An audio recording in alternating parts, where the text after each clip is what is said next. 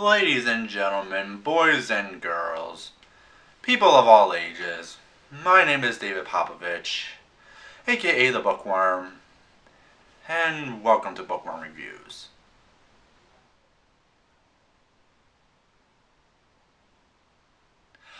This book! No, literally, this book can go itself.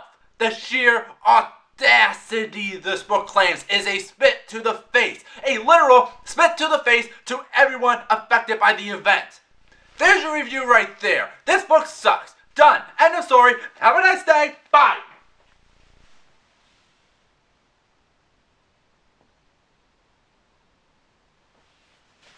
God damn it. I can't leave you guys hanging like that. You don't even know what the hell I'm angry about. Sorry.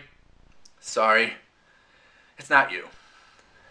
This book has put me in a really bad mood.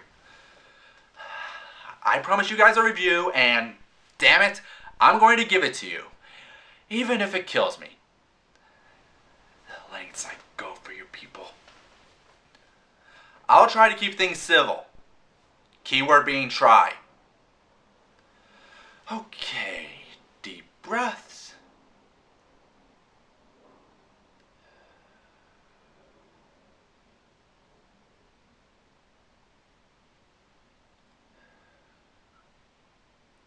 Right. Context. So this book here is a true crime novel about one of the most recent and powerful stories about gay rights. The life and death of Matthew Shepard, who was found pistol whipped and left for dead on a cold October night in Laramie, Wyoming. The reason? Because he was gay. He hit on two straight men, Aaron McKinney and Russell Henderson. They wanted to make an example out of him as a warning to all gay men. The murder opened a major debate about anti-gay violence, leading to a push for hate crime legislation known as the Matthew Shepard and James Byrd Jr. Hate Crimes Prevention Act, making it one of the most important pushes for gay rights, while Aaron and Russell got life sentences for Matt's murder. That's the story most people know. But according to this book, there was more behind the murder than what we were led to believe. Sit back and relax as we dive into The Book of Matt, Hidden Truths About the Murder of Matthew Shepard by Stephen Jimenez. This book! 面白くない世の中面白くすればいいさ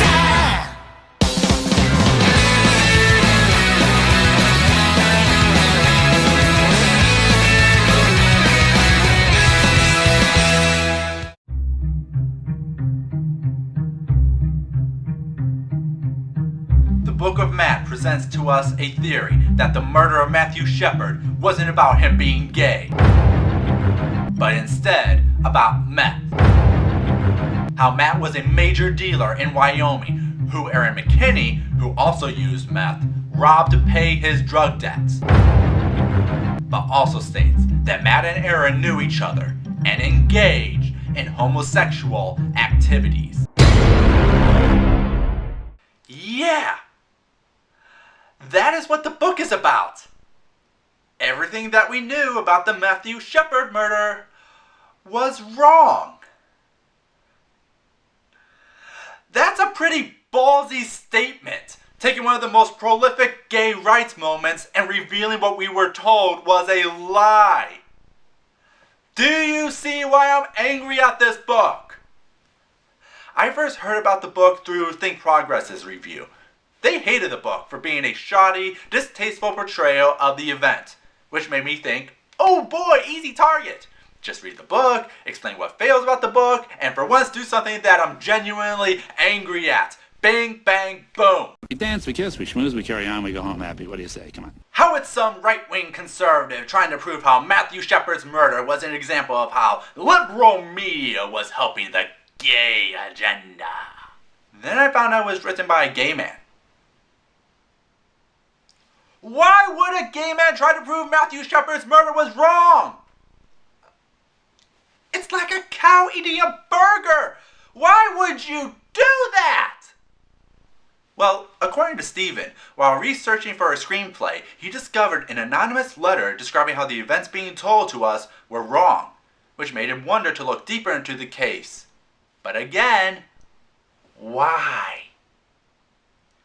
Because media. One of the major factors about the book is how the media will build stories to fit a narrative, whether or not the facts get buried in the process. More focused on selling papers and getting views than actual reporting. How in the process, they took away Matt's humanity so he can become a symbol. There is something terrible about the alchemy that tries to turn a human into a symbol. To turn a human into a symbol, you have to take away the humanity. Honestly, that's interesting. After all, there are many times that the media has made people think what I tell them to think. Yeah. The idea of re-examining the murder is in itself not bad. In many ways, it can be helpful. Give us questions to ask and answers to find, reinforcing or expanding what we might think is fact. The book could, to an extent, be looked at like Rorschach's journal from Watchmen, revealing a truth behind a lie, as well as making the book more fun to read, imagining the narrator in Rorschach's voice. Because the murder may not be as black and white as we feed ourselves into believing, leading to a deep discussion about how we as a culture don't want to let go of the myth. The myth serves far too many purposes, but myths aren't truth. And however complicated the truth is, I think it's worth finding out. Not to puncture any myth, but simply to find out the truth. Too bad the book sucks. My God, this book had me going at first, but as I kept reading it, the more and more I felt like I was reading some guy's conspiracy theory. All because of this little symbol. This little guy is an ellipses, and it pissed me the hell off. An ellipses is used to make block quotations. People will use them to show that they are omitting certain parts of statements. Sometimes it's used to get to the heart of a long speech. But a lot of times, it is used to alter statements to fit the writer's own ends. This little symbol is used everywhere when the book quotes someone, which makes me think Steven is building them to fit his theory. Like this statement. This is an actual line from the book, and it's a major red flag when I don't see the full statement in its unaltered form. In other words, making a lot of the book bullshit! For a book about Matthew Shepard, it sure forgets to focus on Matt.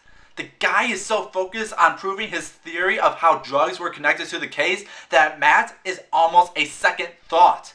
It also gets extremely repetitive as he keeps pulling out sources, many of whom are not specified how close to the matter they are, saying the same things over and over again as he keeps jumping back and forth with no real structure that makes loss more consistent.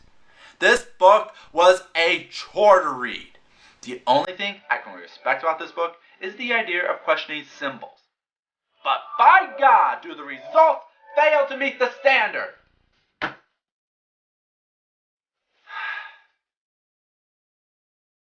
You guys don't really need to read this book, but if by chance you do, what's your opinion? Ah, God damn! Next week, we are going to end Pride Month with a story that's become surprisingly timely.